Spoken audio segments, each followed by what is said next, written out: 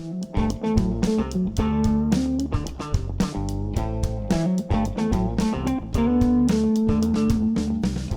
and welcome to the third season of the podcast of the History Teachers Association of New South Wales. My name is Jonathan Dallymore, and to begin this season we're joined by Dr. Claire Golledge, who has recently completed a PhD in education through the University of Sydney. Claire's thesis used long-term lesson observations, interviews and student focus groups to explore the classroom practice of exemplary history teachers. Claire has taught pre-service teachers at the University of Sydney since 2012 and is currently the leader of pedagogy and professional practice at Our Lady of the Sacred Heart in Kensington. Claire has written a piece for the December 2019 edition of our quarterly journal Teaching History, which puts forward some of the key findings of a PhD research, and this forms the basis of our discussion in this episode. I hope you enjoy this new season of the podcast, and remember that past episodes can be found on iTunes and SoundCloud. And now here's the interview with Claire Golledge. Hi Claire, welcome to the podcast. Thank you. Thanks for having me. It's a pleasure. Let's start with a big question. What makes good history teaching? This is coming from a place where I think many history teachers have a kind of maybe vague sense of what good history teaching is. They've seen it, they think they've seen it, but kind of nailing that down is quite difficult, and what it means to do it right is debatable. What do you see as good history teaching? Yeah, I think that inability to nail it down is probably what led me to research it in the first place, and I'm not sure I can kind of summarize it neatly. I think the reason we have maybe a broad sense about what it is and an intuition about what it is, but not really a clear idea, is because it's really different for different schools. It's really different for different teachers. It was interesting to me in my study that almost all the teachers that I observed, they all had teachers themselves who had kind of inspired them to become history teachers. So they almost had this role model in their life, someone that they wanted to kind of follow in the footsteps of. And I think that's really common, that we've experienced good teaching ourselves, and we kind of want to, I suppose, emulate that or perhaps follow that path in some way. But that anxiety about, are we doing it properly, right?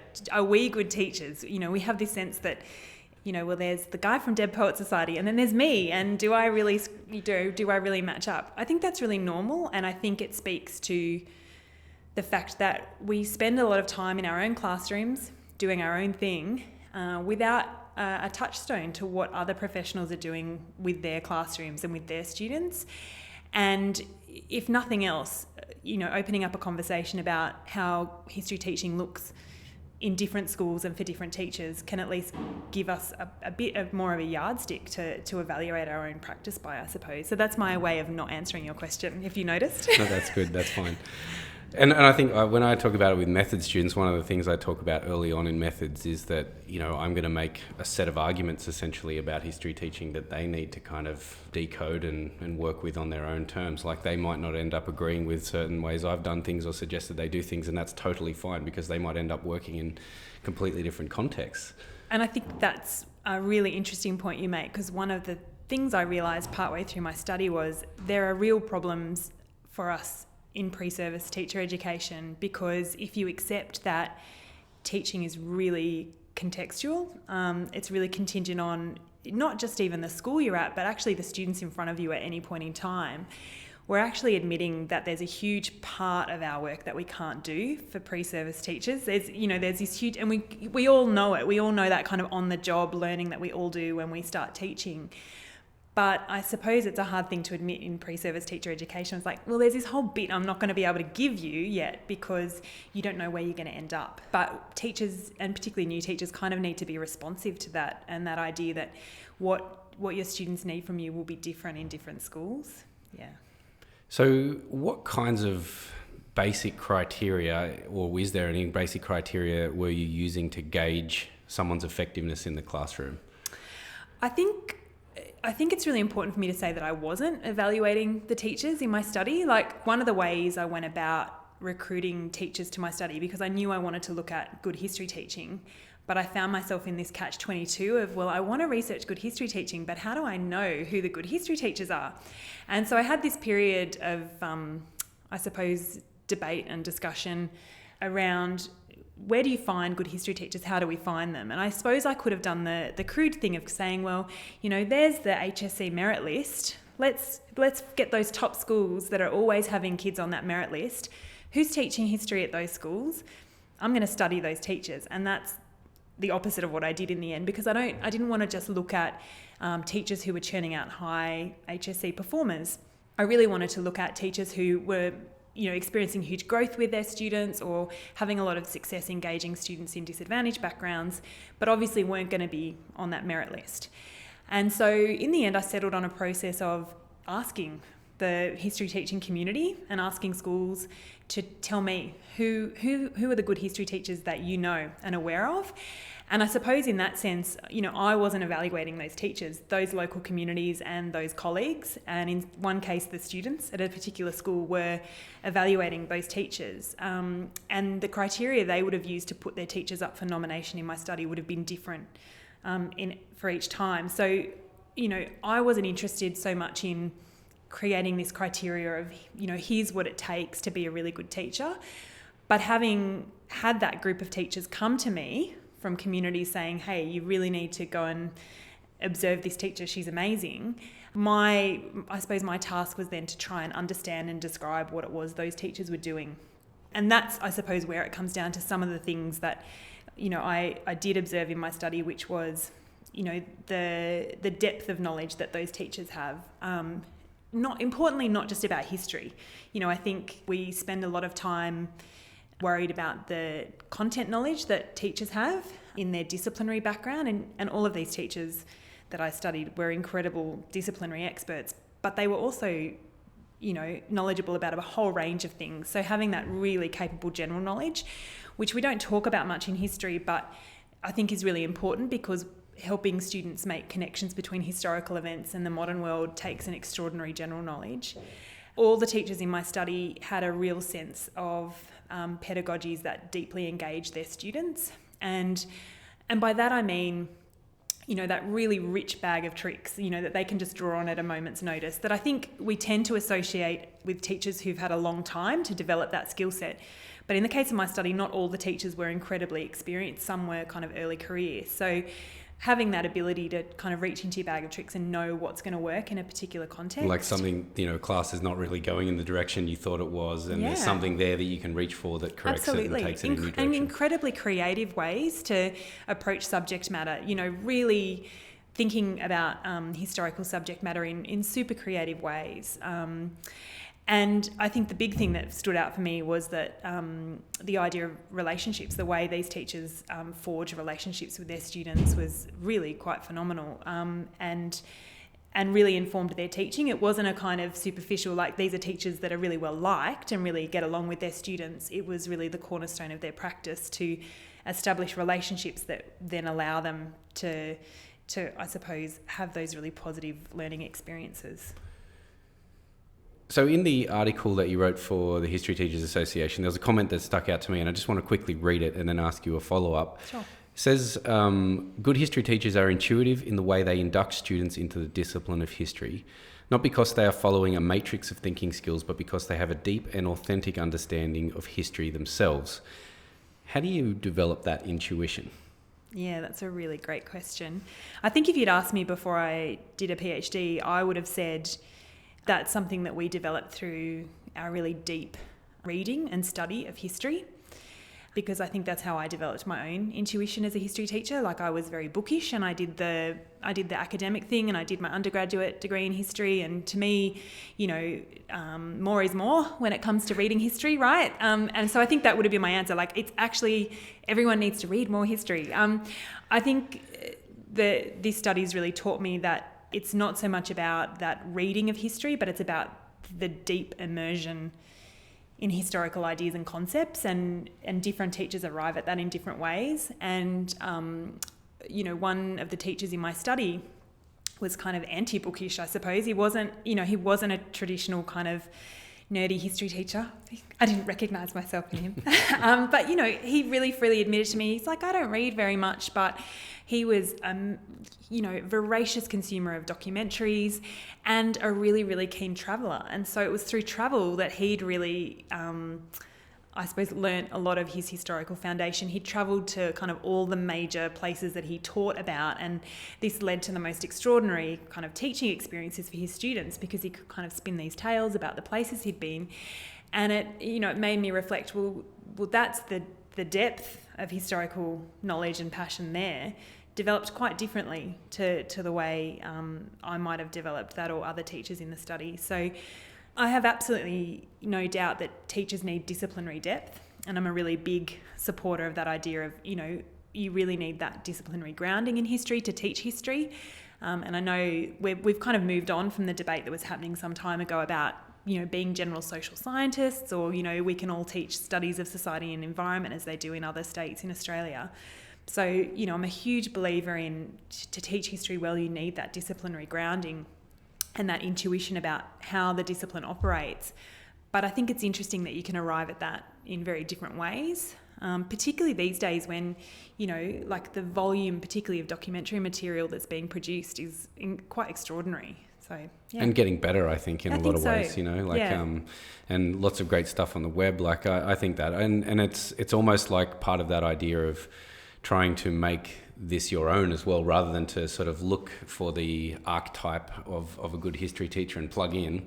Yeah. You're looking for some of those things, but then also it's about making it your own and traveling to the places that are going to help you if you got that opportunity, or reading the books that are going to help you and stuff like that. Yeah, for sure. You also explicitly comment in the article about models of historical thinking, which, at least for the past decade or two, have been very prominent in Australia and other places. So, and you suggest that a lot of good teachers haven't even heard of these things, which is interesting. How are they best used, in your opinion? I don't really know is my answer, because I think this is a really good example where, for those of us who are working in the tertiary space, I think we can overinflate the importance of these models, particularly to teachers and in their day-to-day work in teaching. I think it's really important to know the background to those models of historical thinking. So, and there are a few different ones around and a few different frameworks, but they really developed through educational academics who have a background in cognitive science. And so it was really about, like, how do we measure historical knowledge? How do we evaluate student historical knowledge, and how do we assess those things? And I think that might be their rightful place. Like, I think understanding those models as a tool of assessment and understanding student learning and student cognition in history is probably where they fit. I think where there becomes difficulty is when we want to try and use those models to explain how we teach those skills. And, my experience of trying to think about those models and their pedagogical implications is they don't really fit for a few different reasons, but mostly because they're describing a kind of matrix of skills that apply to history in a disciplinary sense, but the skill it takes to bring students into that way of thinking looks quite different and can't really be represented in that neat matrix, I would say. In one sense, I think they're helpful in a baseline way, in terms of say a teacher who might be, or a training teacher who's got a couple of different methods, maybe didn't do a lot of history in their undergrad. I find it useful in that context as one example, where it's a almost like a shortcut to some of the big ideas. Definitely, and I think it's a very neat way of talking about a very complex thing, which is history as a discipline. And and I think in that way it makes history quite accessible, because it kind of breaks down the various components of what it means to do history and think about things in a historical way. But thinking historically is quite different to teaching people to think historically. And so, I came to all these conclusions, like most research degrees, the intention I went in with was quite different to the final product. And I did go in with the intention of making more use of those frameworks and models. And then, being on the ground in schools and watching teachers do their work, they just don't connect, they don't relate. So watching a teacher teach history doesn't fit into any sort of neat matrix. It's not like a teacher turns up and says, today we're looking at the skill of historical significance. We know, being in a history classroom, these things are weaved through every lesson in really different and complex ways. The historical thinking models also presume engagement. They also, they're the kind of end game, right? So we're going to teach students about these kind of historical processes and ideas, but those models are completely silent on, well, how do you get, 14-year-old boys to listen to you when you're wanting to talk to teach them those things, and it's 40 degrees outside and everyone's tired, so they're silent on the aspects of teaching history that really embody the teacher's skill. And so that's why I think they've got a limited usefulness for kind of explaining teacher pedagogy, but they probably do sit over on that side of going, well, we can assess where students are at, where is students' understanding of history as a discipline, what skills have they mastered, or what skills have they come to terms with and which ones haven't they, but it's not a really useful way of describing the work that teachers do. Yeah. One of the other things you point out in the article is that good history teachers that you observed are all facilitating the creation of this safe and productive classroom environment. What are some practical things, if you're an early career teacher, what are some practical things you can do to start to try to build that? I think the first thing is you need to know your students, and I mean that as, you need to know your students as individuals, so not in an abstract sense, like you need to know that you're teaching adolescents. You need to get to know your kids really well, and I saw some really wonderful ways that teachers were doing that. Teachers who wrote their students letters and corresponded with their students at the start of the year so that they could get to know one another. Teachers who set aside time to be present in their classroom for students to drop in and chat with them. Teachers who spent a lot of time outside of the classroom with students. And this is a hard thing for me to say because I know how hard teachers work just in their general kind of teaching work, day-to-day teaching life. But I will say that it was interesting for me to note that all the teachers in my study had pretty prominent roles outside of their classroom role that allowed them contact with students. So, that be that extracurricular work or be that some other role in the school that meant they were regularly meeting and getting to know students away from the context of classroom learning. So there was rapport there, there was an understanding. They knew those students not just as learners in their classroom, but as individuals. And I say that reluctantly just because, I think there can be this tendency to say, oh, no, it's another thing we've got to do now. We've got to be great classroom teachers and we've got to run debating or we've got to run the football team or whatever. And that's exhausting as a teacher. But it does, the research is there, it makes a difference to... And they're not completely separate even. No, that's right. It seems in a technical sense like it is an addition, but actually it pays off in the classroom. It it's hard to draw. That's it. It pays off in the classroom and, it takes the guesswork out of some of the decision-making you've got to do as a teacher, because teachers make decisions every day about how am I going to present this material? How am I going to work this particular subject matter with my students? What approach is going to work best? Teachers who know their students don't really agonise over those decisions. It becomes quite reflexive because you have that relationship. You know how things are going to work. So that's one of the things. So work on getting to know your students, and tailoring the learning experiences to those students. So, and again, I know how busy we all are and I know how hard teachers work, but this idea of rolling out learning every year, well, I've been teaching this for 10 years and this is how I do it. This is not how these teachers work. And one of the teachers in my study who's been teaching for over 20 years obviously knows material like the back of her hand and could, quite rightly approach material same. I saw her teach material in completely new and innovative ways that was referencing, contemporary issues that were going on in the press that very week. So she'd been at home thinking about this thing that was happening in the news and went, actually, that's a way I can get my students to really understand this idea. So that idea of it's incredibly contemporary and fresh for the students, because the students walk away and go, wow, she's clearly really thought about that, this week for us. And it signals a whole lot of things about her level of engagement with the students, but also her level of care, that she's at home doing the dishes and thinking about, well, how are my Year 12s going to really understand that idea? I think the other thing that I really observed in my study was the use of physical space to welcome students. So some of the classrooms that I spent time in were really extraordinary in terms of the way that they'd been set up to, I suppose, signal to students that they were really welcome and that learning was a priority. And it was interesting to note that the two spaces that were the most kind of set up to be the most engaging were actually at the two most socioeconomically disadvantaged schools in the study. So whether that was kind of part of those teachers' strategy to create engagement in environments where it was kind of difficult to generate that engagement, it might have been the case.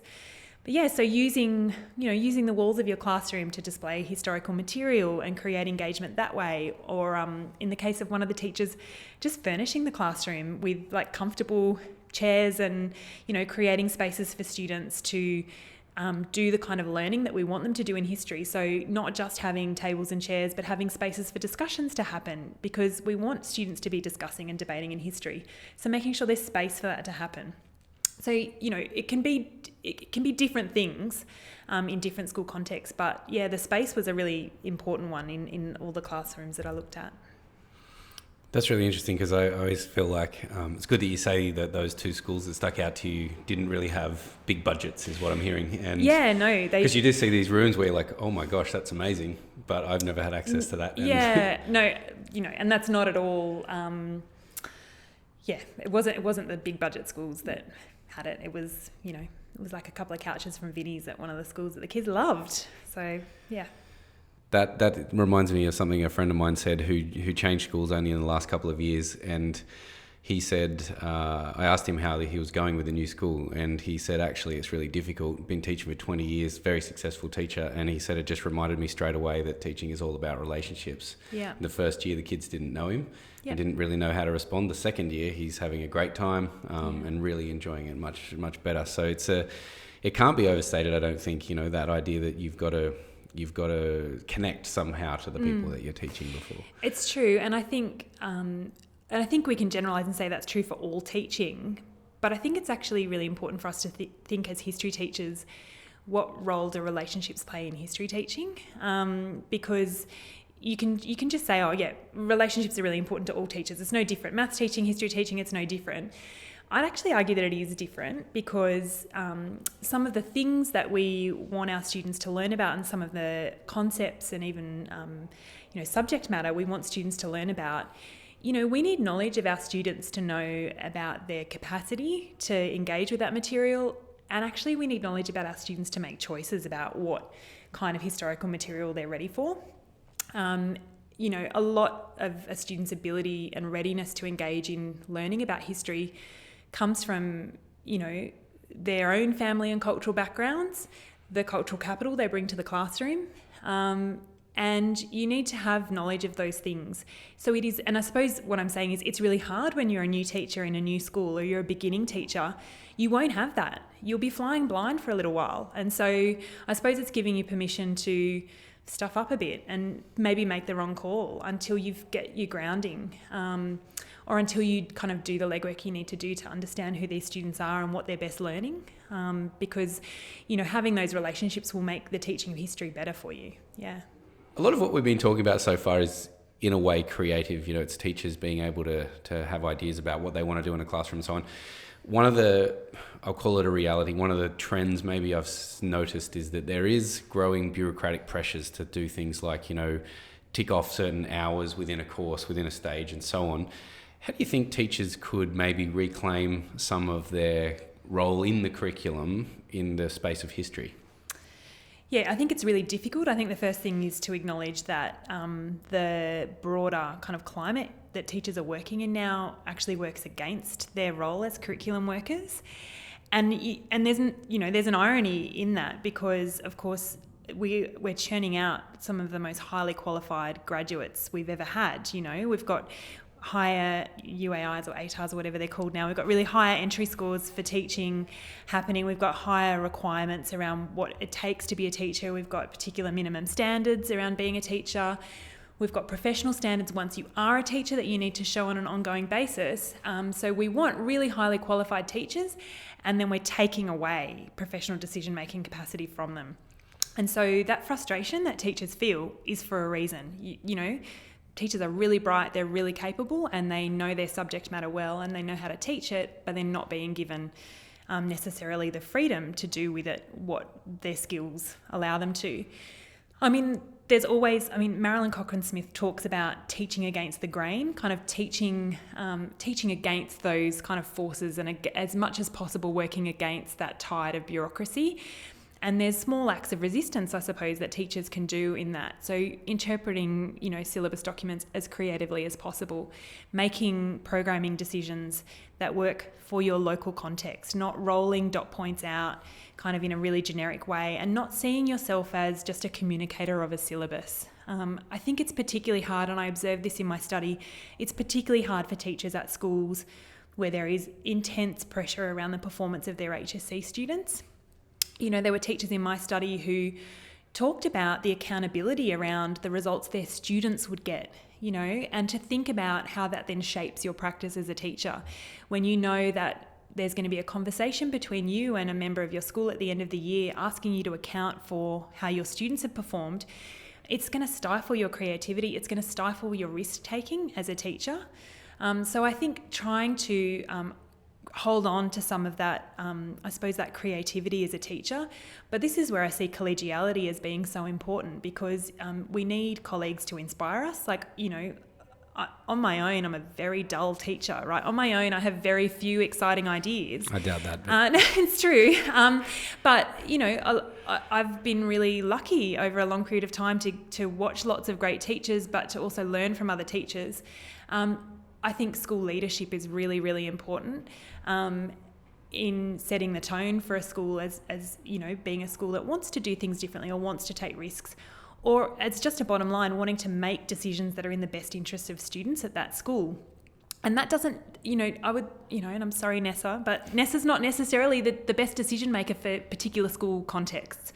So, our job as teachers is to remember that we do have a role as curriculum workers. We do have a role in interpreting curriculum documents as best suits our school context. And I'm really passionate about teachers not losing that expertise. And I kind of feel it slipping away a little bit as generations of teachers move on. But, there are teachers in schools now, particularly teachers who've been teaching for a while, who would be able to tell you about when the syllabus looked a lot thinner than it does today, and there was a lot more freedom around assessment and a lot more freedom around how teaching happened. Now, I'm not saying they were the glory days of teaching, but you certainly had a lot more ability to use your professional judgment, which I think can't be underestimated. And there is space. I mean, that's the other thing that I keep thinking about this, is that it's not as though the prescriptive as they are, the syllabus documents don't have space in them for people to do really interesting things. I mean, stage 4 and 5, you can kind of play around with how you put topics together. There's school developed options there. Yeah.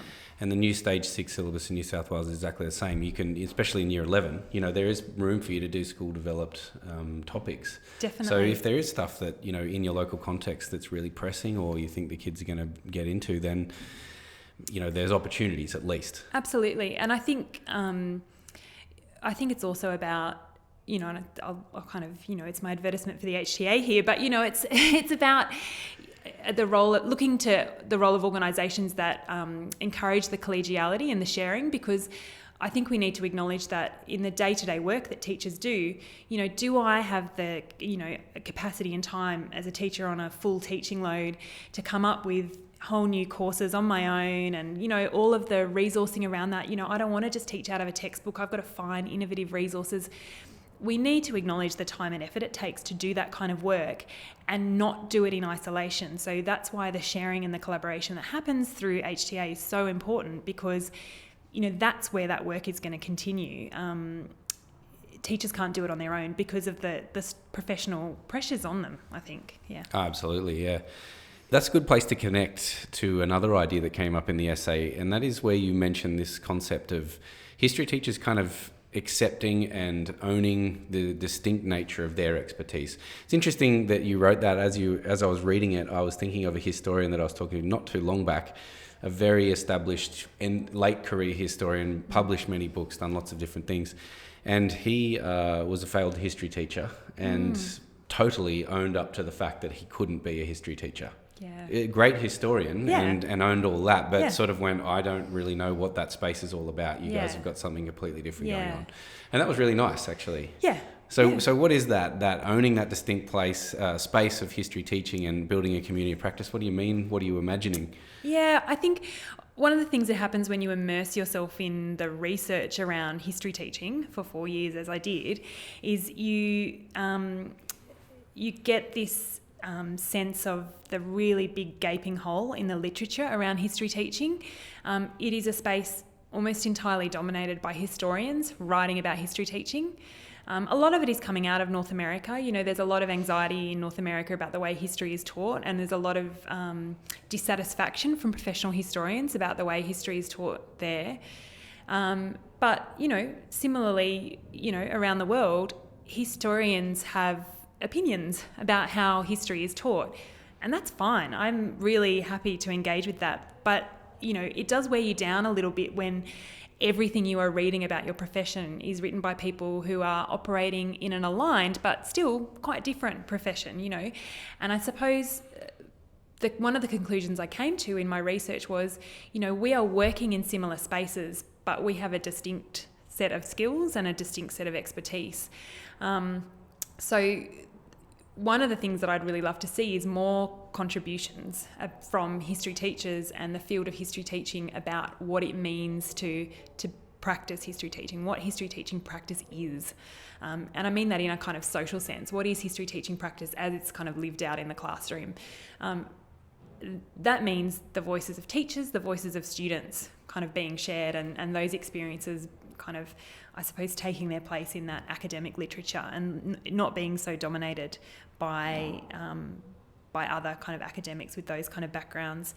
I'd also just love more contributions from history teachers, in the academic field. I'd love there to be more kind of, I suppose, cross-collaboration, and we talk about it a lot, and I go to lots of conferences where I see academic historians being invited to speak to teachers, but it kind of makes us feel like the junior partner. Like, it makes us feel like, let us learn from the sage on the stage, which of course is part of our role. Part of our role is to communicate to our students what historians do and how historians work. But we also do something that's quite distinct from what historians do, not any less than, but quite distinct. And I suppose, like, in one small part, doing my PhD was about kind of just trying to kind of describe what that expertise looked like a little bit. Yeah. Okay, let's end on something specific. What would you say, or what kinds of advice would you give to, say, pre-service and early career teachers who are just kind of making their way into this profession? Well, the first thing I always say is well done, because it's the best career ever. But yeah, there's a few things that I'd say will help you along the way a little bit. And the first one is to think about investing in relationships. So some of the stuff I said earlier about relationships with your students, really prioritising those. But I think the other part is relationships with your colleagues. Try and find a mentor. They don't have to be a history teacher. It would probably help if they were, but try and find a really positive mentor that's going to give you kind of time and advice and welcome you into their classroom and vice versa. Visit and spend time in as many classrooms as you possibly can. I work in a role in a school now where I'm constantly in other people's classrooms, and it constantly makes me a better classroom teacher. So it's just happened, like, it's just a happy coincidence that to do my job well, I also get to improve my own practice, because I get to see what the great science teacher is doing and what the great PE teacher is doing and how does that art teacher do that. I'm really lucky. But if you are a beginning teacher, as many teachers as possible, go and see a diversity of approaches and a diversity of things being done. I think the other thing is try and engage with the broader teaching profession in as many ways as you can. So obviously it's great to go to conferences if you can, but actually the beauty of the modern age is that a lot of those collegial connections are happening through social media. So the Facebook pages and Twitter connections are so invaluable, and despite everyone talking about Twitter being a quagmire of human behaviour, I've always found it to be a particularly lovely and supportive space for history teachers. So I'd really encourage teachers making use of that. And it honestly makes my heart sing when I go on that history teachers Facebook page, and the sharing of programs and the sharing of files and the sharing of ideas is just spectacular. And I wish that I had that when I was a first year teacher. It would have made such a huge difference. I think another thing that I really would encourage newer teachers, well, I would encourage all teachers to do this, but particularly when you're a new teacher, is try and seek really regular feedback from your students in a variety of ways. So, you might want to survey them, you might want to seek some anonymous feedback, you might want to, use exit slips, use a variety of different methods to get some feedback about how they're going, but also how they're finding your teaching. And the second step to that is really engage with that feedback. Don't just kind of collect and go, oh, I get feedback from my students. You need to sit with it, even if that feedback is uncomfortable, or even if it's telling you things you don't really want to think about as a teacher, because it's going to highlight for you things that are working and things that you need to work on. Do establish that line of communication with your students where you can listen to what they've got to say, because in my experience, they're actually quite fair and insightful judges of teacher practice. They see a lot of it. They know what works and what doesn't, and we should really tap into that. I think the bottom line is that I don't think teaching is going to start asking less of us as teachers. I think the profession, we're obviously on a trajectory where, there is a lot being asked of us. I don't think any of that is going to be walked backwards. So I think it's, trying to preserve your sense of why you're committed to the profession, but generating enough of a support network around you that you don't ever feel like you're kind of swamped by it because you're alone doing those things. It is not an easy profession, but it is certainly a highly rewarding one when you can establish the collegial connections that kind of, make it sustainable. And I think that's the end goal, is, finding a spot for yourself where the work that you're doing is both rewarding but also really sustainable. And so that's what I'd really encourage them to do. Claire, thank you so much for taking time here. It's been great to talk to you and scratch the surface, I suppose, of the PhD. It's been such a pleasure. Thank you.